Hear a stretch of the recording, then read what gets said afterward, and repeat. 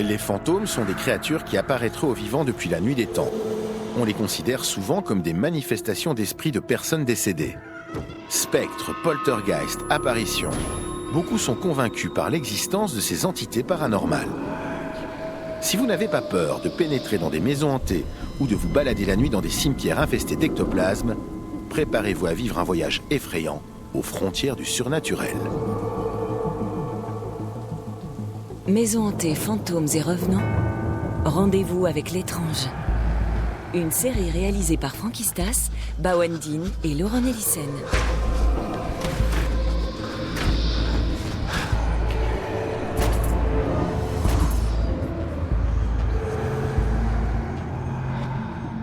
Septième épisode, l'incroyable histoire du spiritisme.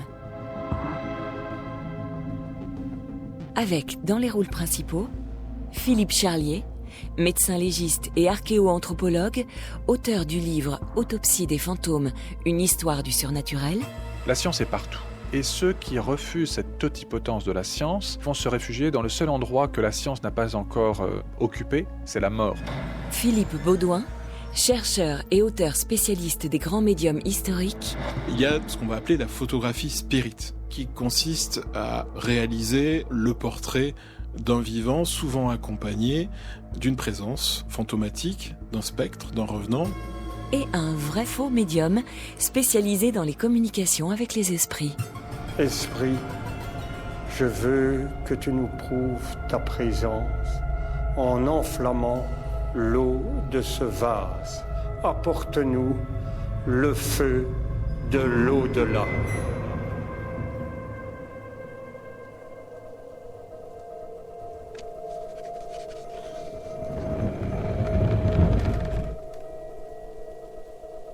Doucement d'abord, puis plus nettement, la table s'inclina vers moi. En retombant, ses pieds frappaient le plancher d'un coup sec.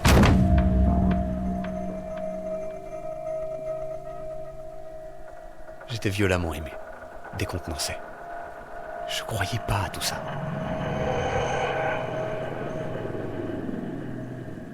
Ça me paraissait absurde que quelqu'un des miens veuille communiquer avec moi par l'intermédiaire d'un stupide guéridon.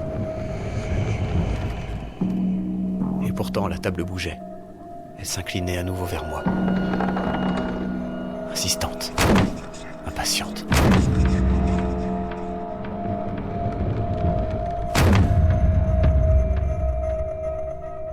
D'une voix sourde, honteux de ma faiblesse, je parlais à mon tour. « C'est toi, papa ? »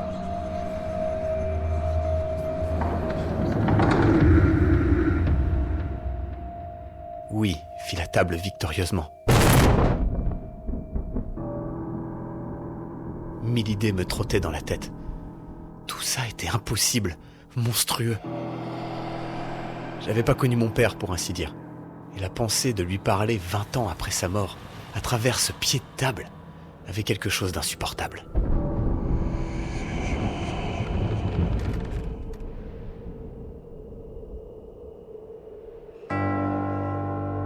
Ce témoin, au départ sceptique, semble avoir été convaincu par cette séance de spiritisme à laquelle il a assisté en 1945 en Allemagne. À cette époque, le spiritisme a déjà une longue histoire, souvent controversée derrière lui. Pour remonter aux origines du spiritisme, il faut voyager dans le temps à la fin du 19e siècle et se rendre dans une petite ferme hantée aux États-Unis, la ferme des époux Fox et de leurs 3 filles, Kate, Margaret et Léa. C'est à cause d'elles que toute l'histoire a commencé. Nous sommes à la fin du 19e siècle aux États-Unis, en 1848 précisément. Mathias Alcaraz, journaliste et animateur du podcast Le Bureau des Mystères. Kate et Margaret sont 2 sœurs qui ont 12 et 15 ans. Elles vivent à Hydesville, dans l'état de New York, avec leurs parents. Elles ont une grande sœur aussi, Léa, qui a déjà quitté le domicile familial et qui vit un peu plus loin, à Rochester, une plus grande ville. Ce qui s'est passé, c'est qu'une nuit de 1848, Kate et Margaret sont dans leur chambre. Ça fait quelques jours qu'elles disent entendre des bruits, des coups, des meubles qui se déplacent, ce qui est bizarre pour une ferme où elles sont les seules à vivre avec leurs parents. Alors elles commencent à se convaincre petit à petit qu'un esprit est là. Elles allument des bougies, elles demandent aux fantômes de se manifester, et là un craquement retentit. c'est le début de la connexion. Esprit, es-tu là?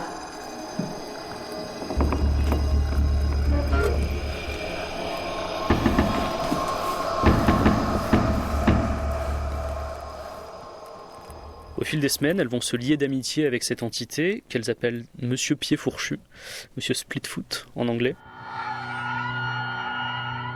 La presse s'intéresse très rapidement à l'affaire puisque la ferme où elles habitent avait la réputation à l'époque d'être hantée, déjà.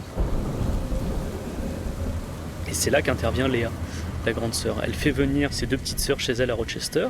Elle leur présente Amy et Isaac Post, qui sont un couple de Quakers très influents à l'époque, donc membres de cette société religieuse des Amis. Et ce couple finit par devenir convaincu que Kate et Margaret ont bien des pouvoirs, donc ils passent le mot dans le reste de la communauté Quaker. Et la communauté Quaker devient le premier grand foyer du spiritisme américain. Et dès 1849, donc seulement 1 an après cette première invocation dans la chambre, les sœurs deviennent connues puisqu'en novembre 1849, elles font leur première séance payante de spiritisme en public au Corinthian Hall de Rochester. Et à partir de là, c'est l'explosion. Elles vont faire des séances à New York, la bonne société américaine va se mettre à pratiquer le spiritisme. Il y a même des stars de l'époque qui ont été de grands pratiquants du spiritisme. Esprit, quel est ton nom?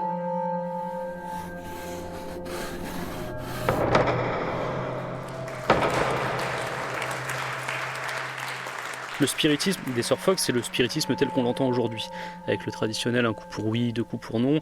Cette forme-là de spiritisme est née à ce moment-là. Et cette pratique va se répandre très rapidement, en quelques années seulement, à travers les États-Unis, puis traverser l'Atlantique pour arriver en Europe. Ça ne fait pas l'unanimité dès le début. Certains journalistes vont plutôt être du côté on y croit, et d'autres vont carrément les accuser de supercherie. Esprit, manifeste-toi.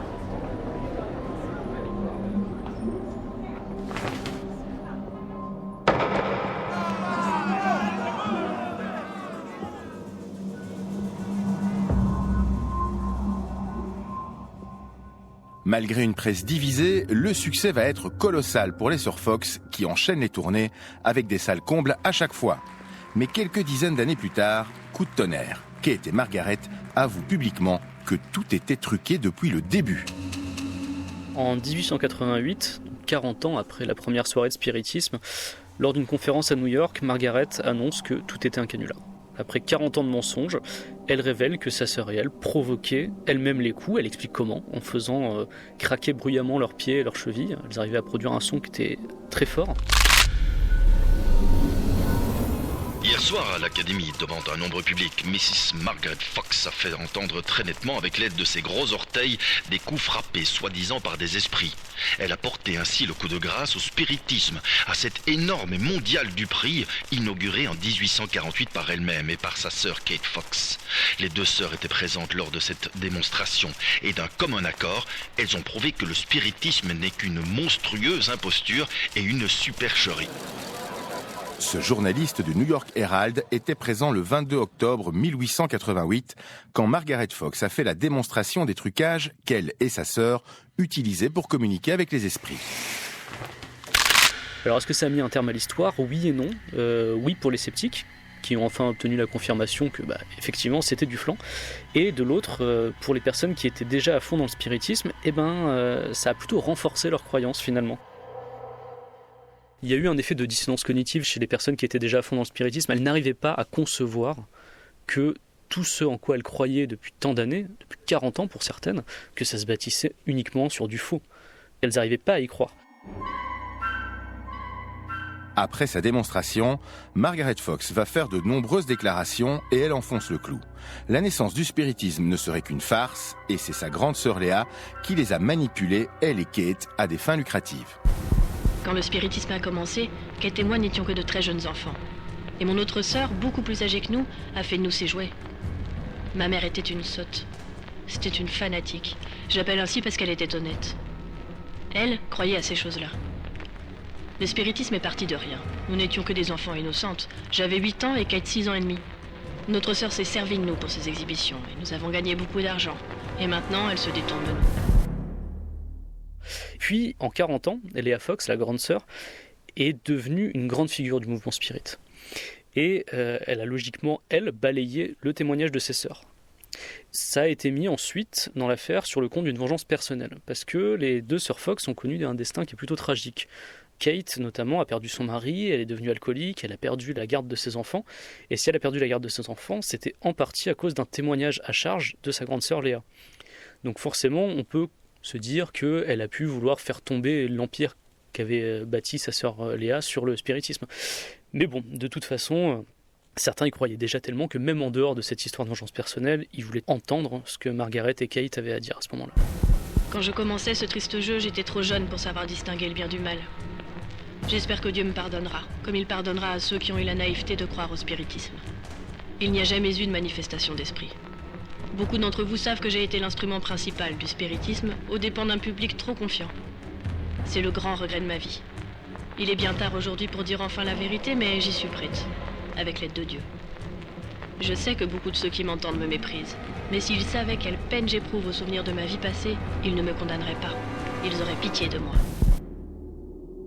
On aurait pu croire qu'après de telles révélations, le spiritisme n'avait plus aucun avenir.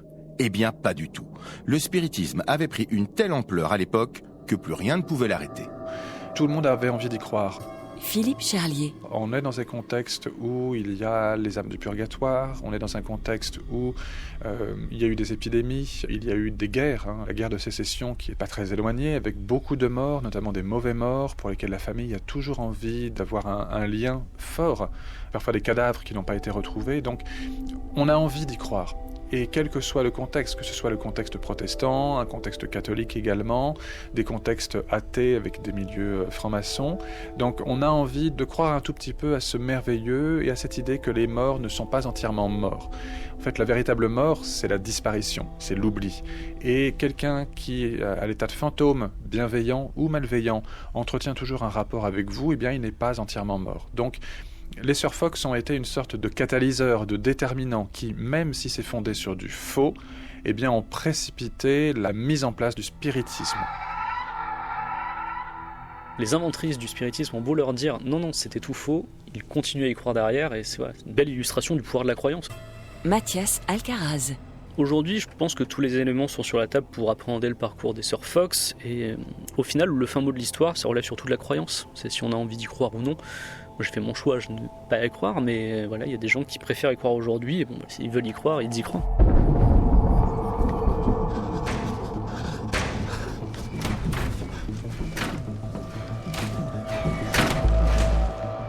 Le spiritisme, appelé à ses débuts spiritualisme, va d'abord se développer aux États-Unis de manière fulgurante avant d'arriver en Europe.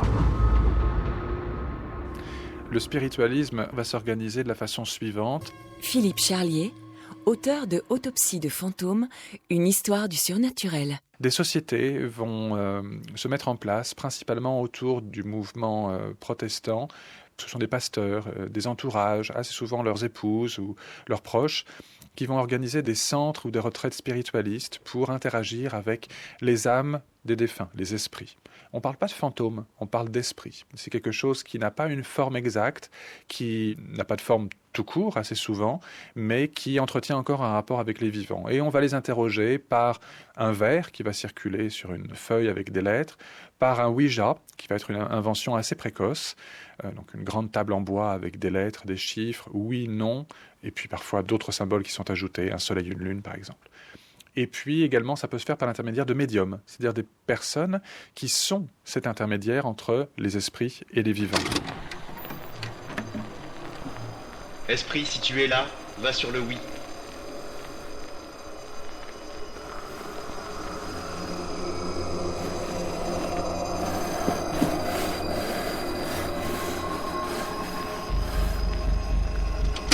Et la bonne société va s'organiser autour de ces personnes pour interagir avec des esprits célèbres. Il y a toujours cette idée d'utilitarisme un tout petit peu, j'ai même envie de dire d'opportunisme, d'élévation sociale pour certains. Ah oui, mais moi j'ai interagi avec Alexandre le Grand, ah, mais moi c'est Saint-Pierre qui est venu me voir, c'est quand même mieux.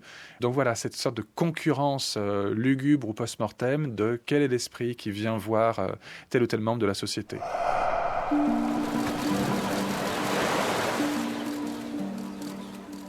Ça a un succès fou, un succès monstrueux, ça va se répandre comme une traînée de poudre, façade est puis façade ouest des États-Unis, et puis ensuite ça va traverser l'Atlantique très très vite. Donc ça va se répandre d'abord en Angleterre, en Irlande, et ensuite France, Allemagne, Benelux, etc. C'est une nouvelle pratique attirant de plus en plus d'adeptes à travers le monde. Elle s'appelle le spiritisme. On est aux alentours de 1850, 1860 et on est sur une traversée de l'Atlantique à peu près au même moment. Il y a un âge d'or de 20 ou 30 ans pendant lequel il y a un éclatement complet du spiritualisme qui devient autre chose en traversant l'Atlantique, ça devient le spiritisme.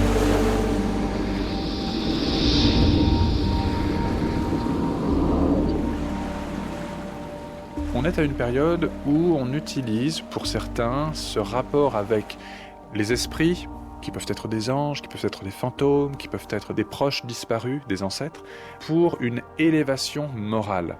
C'est ce qui justifie l'usage religieux du spiritualisme. Chacun a sa propre définition. Le terme global change entre spiritualisme aux États-Unis et spiritisme en Occident. Mais ce caractère moral qui est propre au spiritualisme et qui est propre au spiritisme du début va disparaître au fur et à mesure. On devient beaucoup moins religieux avec le spiritisme et on devient simplement un moyen d'interagir avec l'autre monde. Ça devient moins un procédé d'amélioration de l'homme par les esprits, c'est plus une sorte de passe-temps qu'autre chose. Et à ce moment-là, ça n'est vraiment plus du tout du spiritualisme.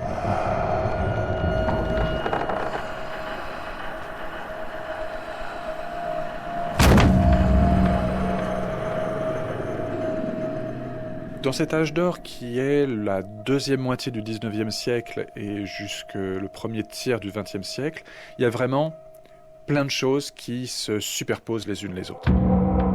Il y a les esprits du spiritisme.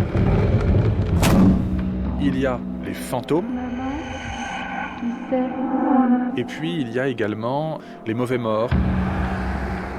Il y a les âmes du purgatoire qui demandent des prières auprès des vivants pour passer au paradis. Ces différentes choses se superposent complètement et donnent une sorte d'embrouillamini intellectuel, mais aussi de forme. Tout ça vraiment se superpose dans un grand fouillis. De telle sorte que dans des séances de spiritisme, avec des médiums, eh bien, il peut y avoir une demande de matérialisation. Et qu'est-ce qu'on voit apparaître ? Un fantôme. L'esprit, qui normalement n'est pas visible, qui est impalpable, se matérialise sous la forme d'une main, par exemple, sous la forme d'un fragment de corps, sous la forme d'un corps en totalité. Alors il y a des faux, bien entendu, mais il y a aussi des choses qui ne sont pas forcément explicables ou pour lesquelles on manque d'arguments, et qui peuvent être considérées comme étant des fantômes à part entière. Au fil des années, les séances de spiritisme se structurent, entre guillemets. Elles respectent certains codes et il faut de la méthodologie pour les organiser correctement et avec succès. Une séance de spiritisme classique, ça se passe de la façon suivante. On est dans une salle éclairée par des bougies, une atmosphère un peu tamisée, une table, généralement un guéridon ou une petite table, et on a des gens qui sont assis tout autour et qui se tiennent par le petit doigt, ou au moins ils ont un contact physique les uns avec les autres par toutes les mains qui sont posées sur la table. Et à un certain moment, la table va se mettre à léviter ou à taper avec un de ses pieds pour indiquer quelque chose.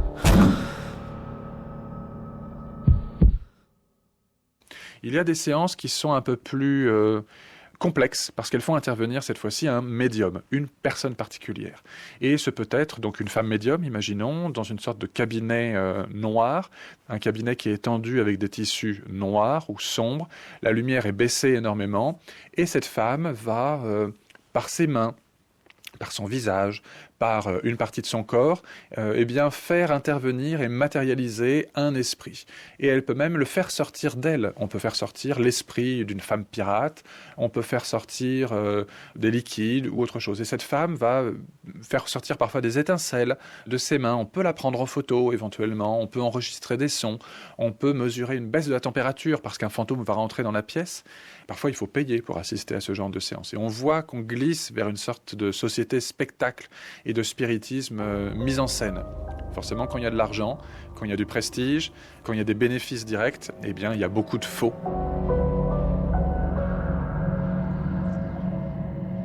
beaucoup de faux, comme dans la photographie spirit apparemment. Car à l'époque du spiritisme, certains se vantaient de pouvoir photographier les esprits. C'était somme toute assez logique. S'il était possible de communiquer avec les morts, il devait donc être également possible de les photographier. La photographie spirit voit le jour dans les années 1860. Philippe Baudouin, auteur de Apparition, les archives de la France hantée. On parle de 1861 pour le premier cliché réalisé par William Mamler du côté de Boston, aux États-Unis, et qui consiste à tout simplement réaliser, grâce à l'image, le portrait d'un vivant souvent accompagné d'une présence fantomatique, d'un spectre, d'un revenant, qui, la plupart du temps, est une personne proche de leur famille, de leur entourage, décédé, évidemment, qui surgit par magie sur l'image. Mamler, qui est vraiment considéré comme le pionnier en la matière, va avoir une utilisation magique de l'appareil photographique. Non seulement il considère qu'il faut magnétiser l'appareil, il faut exercer sur l'appareil des sortes de passes magnétiques pour, pas forcément le galvaniser, mais le charger en fluide psychique. Ce fluide qui va permettre justement une connexion avec cet autre degré de réalité qui serait l'au-delà, et obtenir au moment du développement seulement, je précise bien, au moment du développement, eh bien, voire plusieurs visages de défunts sur l'image. La photographie spirit, très très vite, elle va être critiquée. Non seulement il va y avoir des procès, il va y avoir toute une série d'articles, une véritable polémique dans la presse autour d'escroqueries, d'impostures, parce que très rapidement, eh bien, certains vont avouer avoir recours à la double impression, à la surexposition des images, utilisées aussi par erreur de vieilles plaques, parce que ça coûte extrêmement cher, l'utilisation de plaques de verre, de plaques sensibles, et il suffit que le nettoyage soit pas forcément au rendez-vous lorsqu'on réutilise ces plaques pour que très facilement des visages qui étaient bien physiquement présents lors d'anciennes prises de vue, réapparaissent à ce moment-là.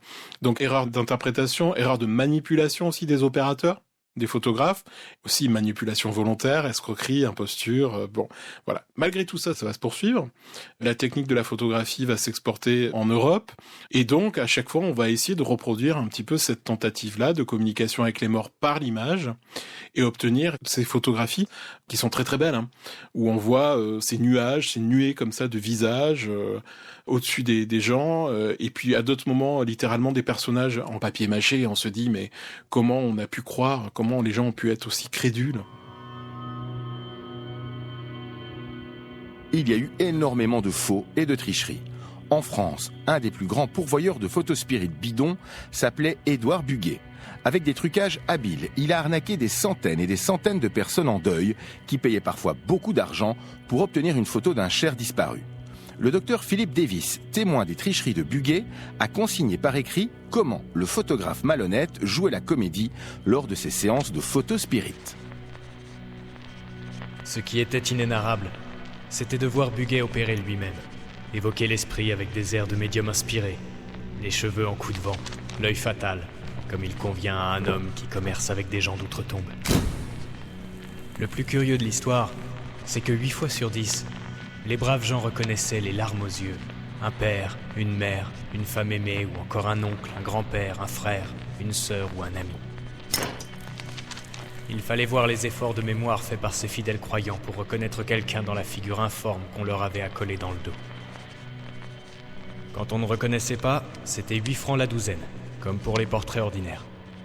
Quand on reconnaissait, c'était le grand prix, 20 francs. Buguet va être pris en flagrant délit de fraude. Philippe Baudouin. Il va tout avouer très rapidement. Et ce qui est intéressant, c'est que lors de son procès, Buguet va tout avouer. Il va dire qu'il avait recours à des marionnettes, à des postiches, à des dessins, que sa secrétaire, son assistante, profitait de la salle d'attente pour obtenir des clients à leur insu des informations sur leur vie privée, leur famille, leur histoire personnelle. Et par un subtil jeu de déplacement entre l'antichambre, la salle d'attente, le studio, communiquer ces informations à Buguet, qui s'empressait de trouver un visage parmi une panoplie incroyable de mannequins, de postiches, de marionnettes dans la réserve de son studio, et se débrouiller pour, au moment du développement, eh bien justement, surimprimer, superposer l'image donc bien réelle de la personne venue prendre la pause, avec justement celle du soi-disant revenant.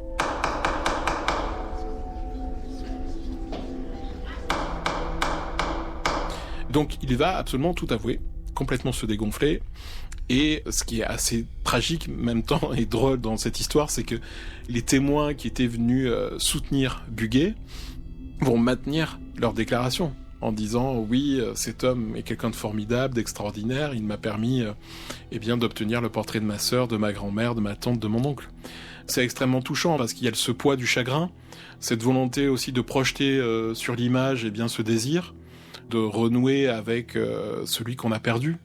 Et quand on connaît encore la mortalité à l'époque, c'est quelque chose qui est une raison extrêmement louable.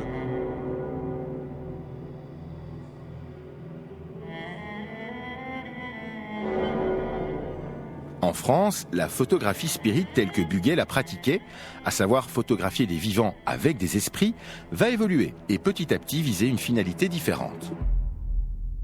La photographie spirit qui va marcher en Occident, c'est pas se faire prendre en photo avec un mort, apparaissant sous la forme d'un esprit et mettant sa trace sur la plaque photographique. Philippe Charlier, médecin légiste et archéo-anthropologue.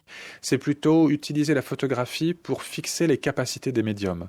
C'est par exemple photographier ces émanations de fluides très évanescents qui ressemblent un peu à du blanc d'œuf, ce qu'on appelle des ectoplasmes au niveau de la bouche, des narines, des seins, etc. C'est ça la photographie spirit qu'on va voir surtout en Europe. Il y a des photographies pour lesquels les trucages, malheureusement, peuvent être expliqués, mais on peut aussi dire qu'on ne peut pas exclure le fait qu'il se soit réellement produit quelque chose, un courant électrique, un flash lumineux, ou qui ait en effet réellement impressionné la plaque. Donc, il faudrait les refaire, en fait, maintenant, ces photos, au sens de reproduire les conditions dans lesquelles sont survenues ces expériences.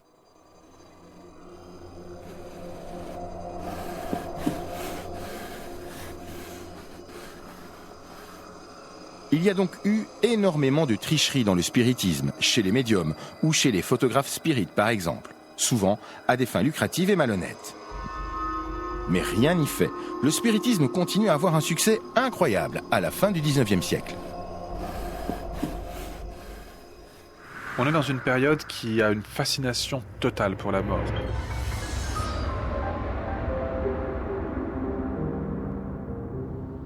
Période qu'on appelle victorienne, pour laquelle quand quelqu'un meurt, on va couper ses cheveux, on va les mettre en médaillon et les porter sous la forme d'une bague ou d'un bijou autour du cou. On récupère également une image photographique du défunt. Il y a beaucoup de photographies post-mortem qui sont faites.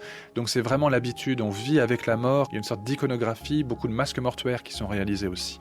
Donc il y a cette habitude de la mort esthétique.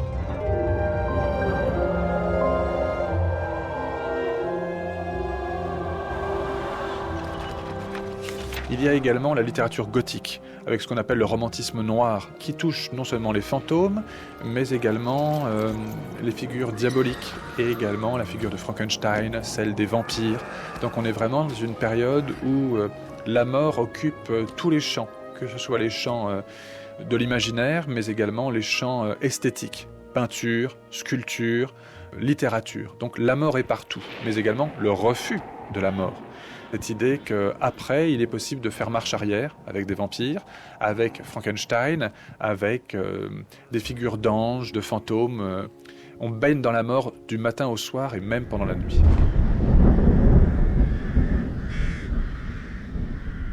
Et puis il y a également l'avancée de la science, qui va s'intéresser à énormément de champs disciplinaires, qui va toucher la nature, qui va toucher les airs et la description des premiers gaz, des premiers éléments. Ça va vraiment s'intéresser à tout, les premières lois de l'évolution, de la même façon. Donc la science est partout. Et ceux qui refusent cette totipotence de la science, eh bien, ils vont se réfugier dans le seul endroit que la science n'a pas encore occupé, c'est la mort. Et c'est là que va survenir le spiritisme pour essayer de se réfugier tout simplement. Pour ceux qui aiment le merveilleux et ce contact avec l'extra-humain, ils vont se réfugier dans ce monde qui est celui des esprits. Donc il y a vraiment une tentative délibérée de s'enfuir de la science. Le seul problème, c'est que la science ne se laisse pas faire, et très très vite, à la génération suivante, elle va également rentrer dans ce champ disciplinaire qui est celui de la mort et celui du spiritisme.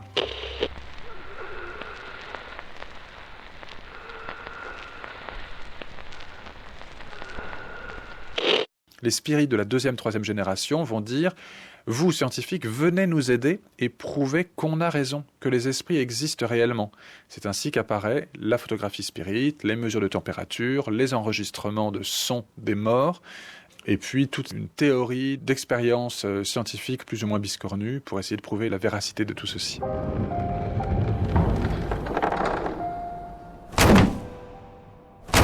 Mais il ne faut pas oublier le rôle que va jouer un certain Allan Kardec. Sans lui, le spiritisme n'aurait sans doute jamais connu un tel engouement.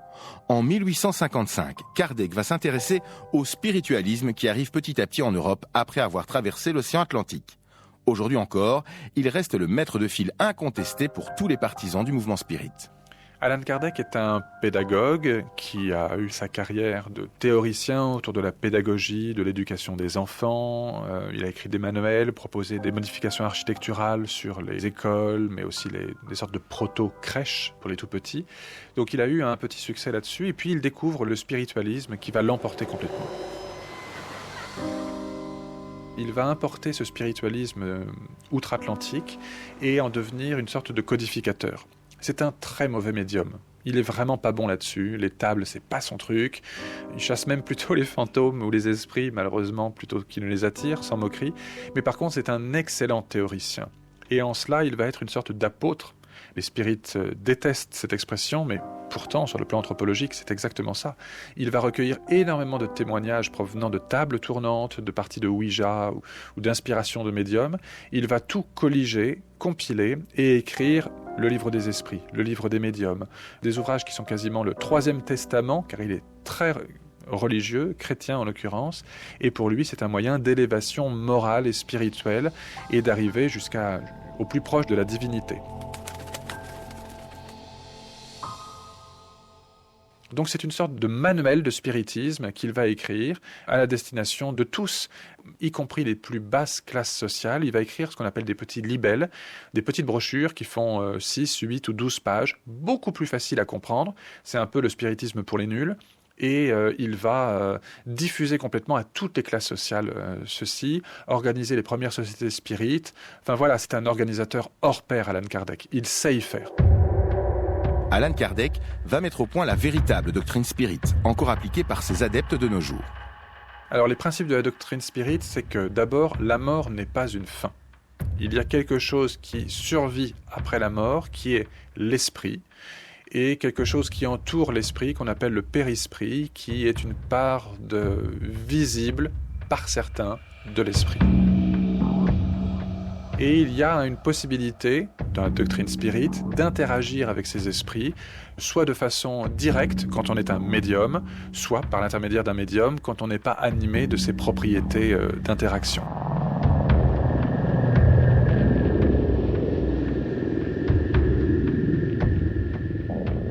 Et les esprits ne sont pas là pour rien, les esprits sont là pour reproduire dans cet autre monde, qui est à notre contact permanent, toutes les différentes classes sociales qui sont dans le monde des vivants. Donc il y a des esprits bons, des esprits neutres et des esprits mauvais. De la même façon qu'il y a des crapules dans le monde des vivants, il y a des esprits crapules et dont il faut se méfier, qui peuvent prendre l'apparence ou le nom d'esprits qui sont brillants.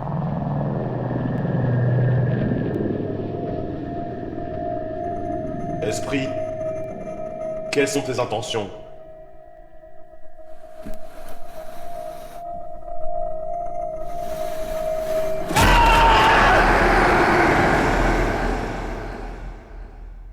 C'est un monde avec lequel il faut interagir avec parcimonie, avec précaution. Et c'est pour ça qu'il y a des manuels, il y a des codes à suivre et il y a des erreurs à ne pas commettre. Les théories d'Allan Kardec et sa doctrine vont avoir un succès incroyable. Par exemple, son livre des esprits est un des livres les plus vendus au monde encore actuellement. Convaincu ou curieux, énormément de monde va s'intéresser à la doctrine spirit quand elle se développe. Et pas n'importe qui. Par exemple, le grand écrivain Victor Hugo va lui aussi vouloir communiquer avec les morts.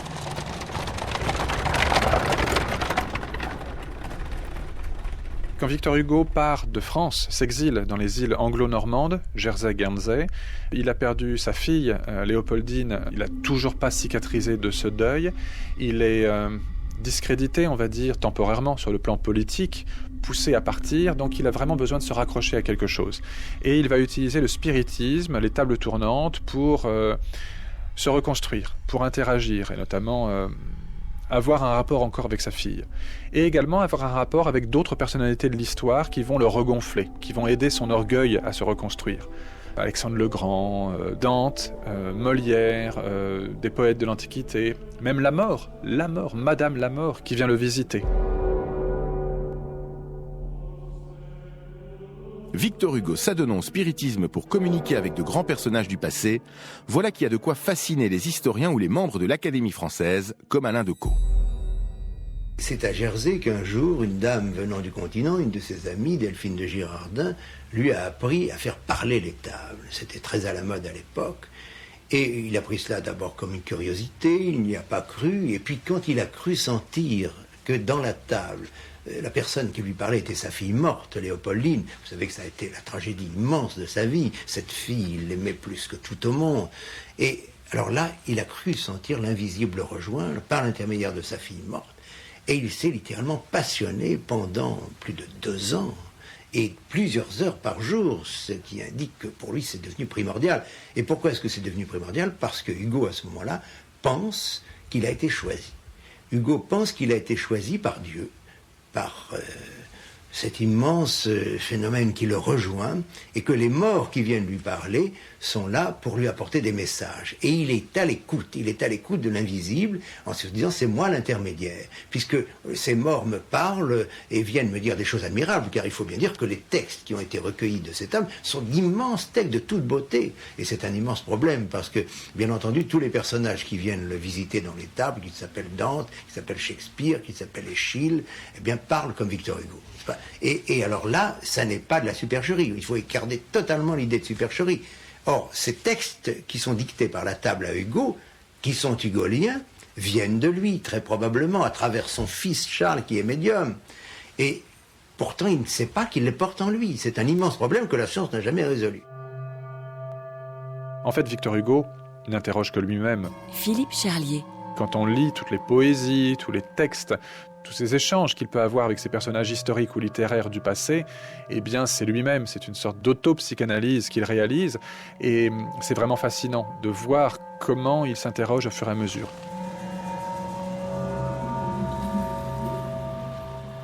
Les gens ne tiennent pas forcément le coup face à ces séances de spiritisme qui durent très longtemps. On écrit lettre par lettre, c'est long, c'est fastidieux.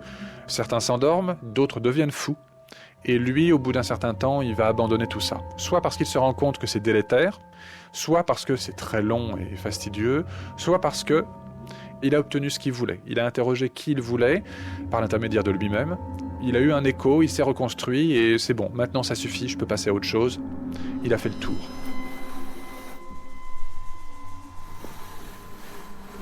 Il n'y a pas que les grands écrivains qui vont se passionner pour le spiritisme.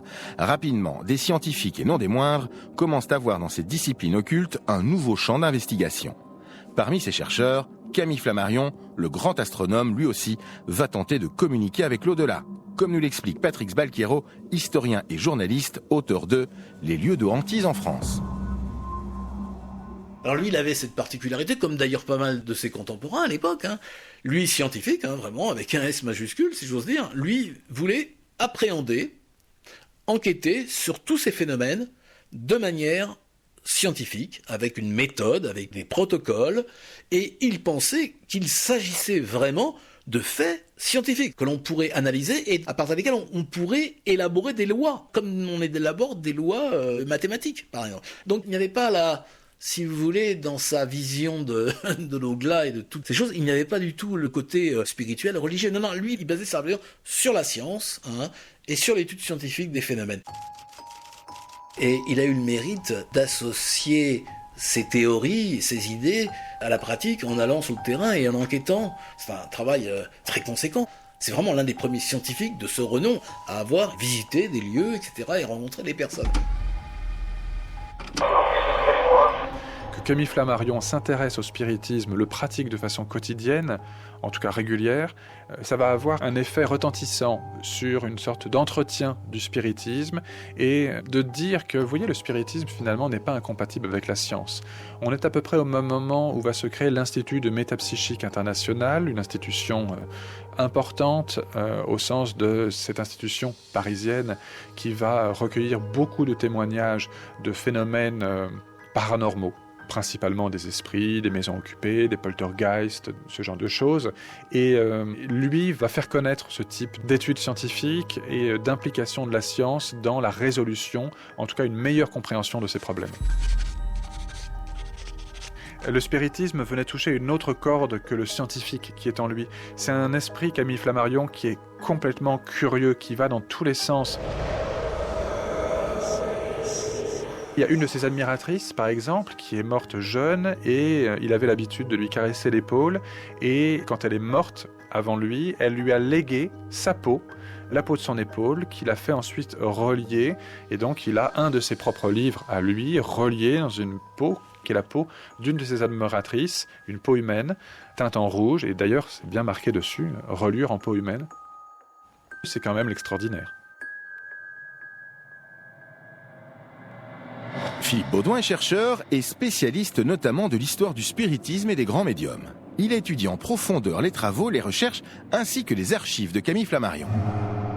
Tout d'abord, c'est un des rares grands représentants de la science du début du XXe siècle qui va oser vraiment s'emparer de la question de ce qu'on va appeler aujourd'hui le paranormal, de ce qu'on appelait à l'époque les sciences psychiques ou les phénomènes occultes.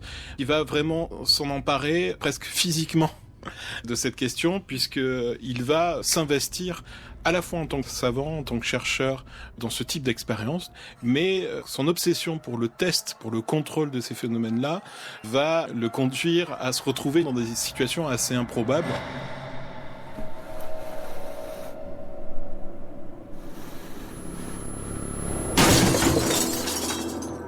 En 1861, il assiste pour la première fois à une séance, il n'est pas forcément convaincu, mais il poursuit, il renouvelle ce type d'expérience jusqu'au jour où il va se retrouver assis littéralement sur une table en lévitation pendant plusieurs secondes.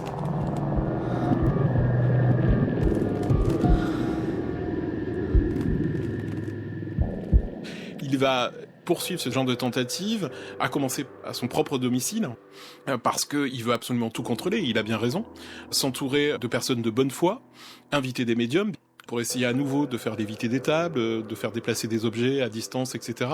Mais au moins, il aura la maîtrise des lieux, la maîtrise du dispositif.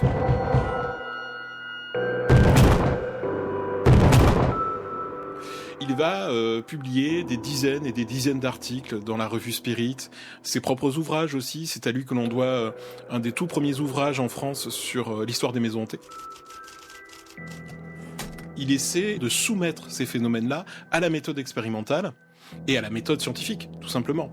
Donc, pour lui, en fait, en aucun cas, le spiritisme est une religion. Et c'est ça qui va aussi provoquer le divorce par la suite entre les fidèles d'Allan Kardec et Flammarion.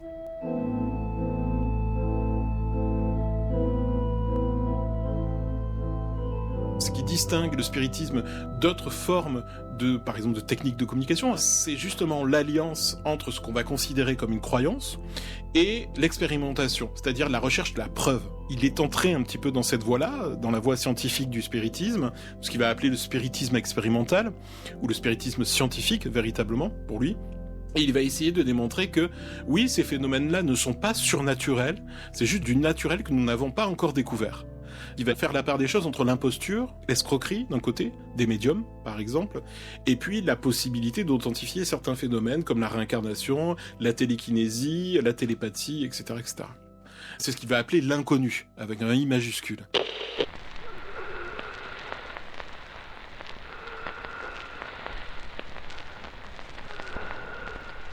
Les expériences, généralement, avec Flammarion, ont lieu soit rue Cassini, à Paris, à son domicile, soit dans la salle Galilée de l'Observatoire, à Juvisy-sur-Orge. Il ne fait ça jamais seul. Il est au moins accompagné de son épouse. Il faut imaginer une salle dans la pénombre, qu'on soit en journée ou de nuit, avec quelques proches, la plupart du temps des notables, des journalistes, des juristes, des médecins, des fidèles du spiritisme aussi, il en faut quelques-uns quand même, et surtout quelqu'un qui s'occupe de la photographie. Flammarion voulait absolument obtenir des preuves tangibles, matérielles, dignes d'être étudiées scientifiquement, et l'une des preuves maîtresses, c'était à l'époque en tout cas la photographie.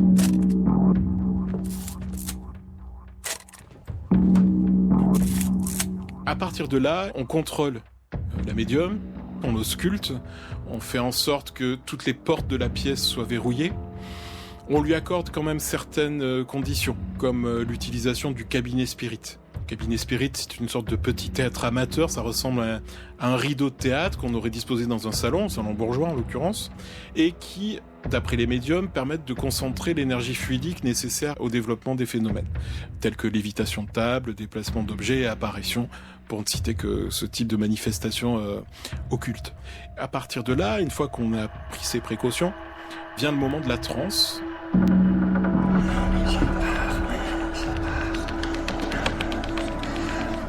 Il faut vous détacher! Et c'est à ce moment-là, au moment de la crise, que certains phénomènes vont pouvoir se produire. Pas tout le temps, mais assez souvent. On va prendre des photos, on va déclencher le flash de magnésium pour obtenir des photos les plus nettes possibles. Et là, on va obtenir des images.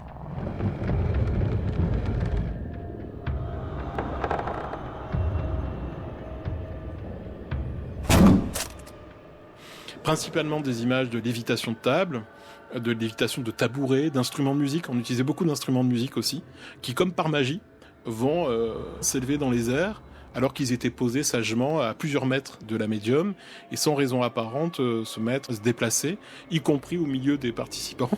Là, vraiment, on voit que ces gens sont complètement sidérés, surpris par ce à quoi ils assistent.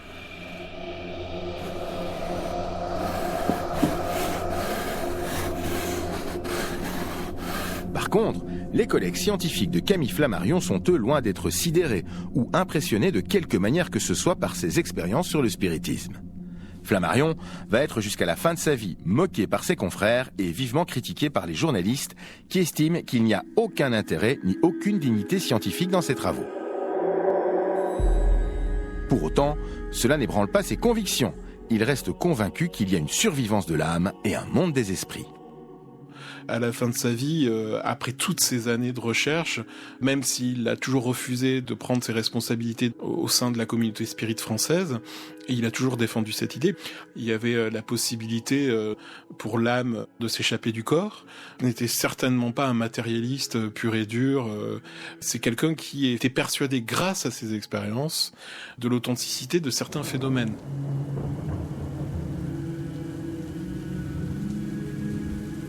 Camille Flammarion, en fait, meurt en 1925.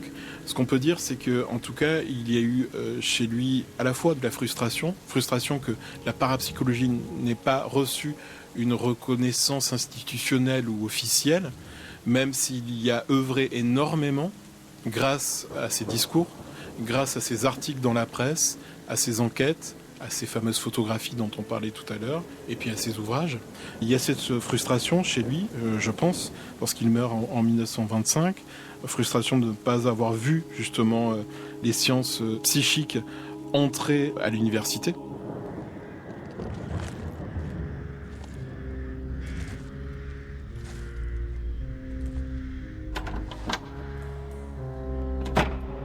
Et aujourd'hui, que reste-t-il du spiritisme cher à Allan Kardec ou à Camille Flammarion? Eh bien, il y a toujours des membres du mouvement spirit dans le monde entier. Esprit, es-tu là? Si tu es présent parmi nous cette nuit, manifeste-toi en frappant sur cette table. Un coup pour oui, deux coups pour non. Et il y a toujours des sceptiques qui n'y croient pas et qui dénoncent les abus des médiums. Je me suis fait passer pour un médium pour voir jusqu'où allait la crédulité humaine. Et ça, je puis vous dire que dans ce domaine-là, j'ai été servi. Il y a quelques années, une équipe de la RTBF avait interrogé un prestidigitateur qui s'était fait passer pour un médium pendant quelque temps. Un ami me dit, viens ici, ça se passait donc à Beaurain, viens avec moi, tu verras, c'est pas du chiquet comme tu dis, c'est vraiment très bien. Et j'étais étonné des coups très clairs qui étaient frappés dans la table ou dans le mur. Ça m'a tellement étonné que, parce que je connais la méthode et c'était pas celle-là pour taper les coups. Alors l'air de rien, on était debout. Je me suis levé, je suis sorti. J'ai vu une porte ouverte. On ne m'a pas vu parce que les gens étaient fort absorbés. J'ai monté les escaliers et arrivé au-dessus, j'ai vu une plateforme et j'ai vu, à ma grande surprise, qu'il y avait un compère qui était là avec un manche de brosse. Il entendait tout et chaque fois, il savait s'il devait dire un coup ou deux coups. Quand j'ai vu ça du haut des escaliers, j'ai réalisé vraiment la bêtise humaine. Je suis redescendu, j'ai été l'air de rien dans le groupe. On ne m'a rien dit, mais en sortant, le copain m'a dit, tu vois, c'est extraordinaire. Alors je lui ai dit, écoute, j'ai fait ceci, je suis sorti. Alors il m'a dit, oui, effectivement, j'ai vu que tu sortais. Je suis sorti et j'ai vu ça. C'est à peine s'il voulait me croire. Pour vous dire, les gens en veulent.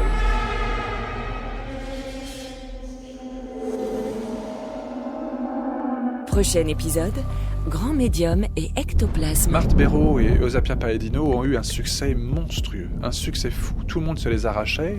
Il faut imaginer des princes russes qui payaient des sommes, des fortunes pour juste les avoir une demi-heure ou une heure dans leur salon pour faire une séance de spiritisme. À l'âge d'or du spiritisme, les grands médiums étaient l'égal des grandes rockstars de l'époque actuelle. Il et elle étaient capables de choses extraordinaires. Faire apparaître des fantômes, soulever des tables ou encore régurgiter par tous les orifices de l'ectoplasme, une substance intrigante parachutée de l'au-delà. Mais ces grands médiums n'étaient-ils pas avant toute chose de grands magiciens ? Tous les épisodes de la série consacrée aux fantômes et aux maisons hantées sont disponibles sur Ovio ou sur la page podcast du site lapremière.be.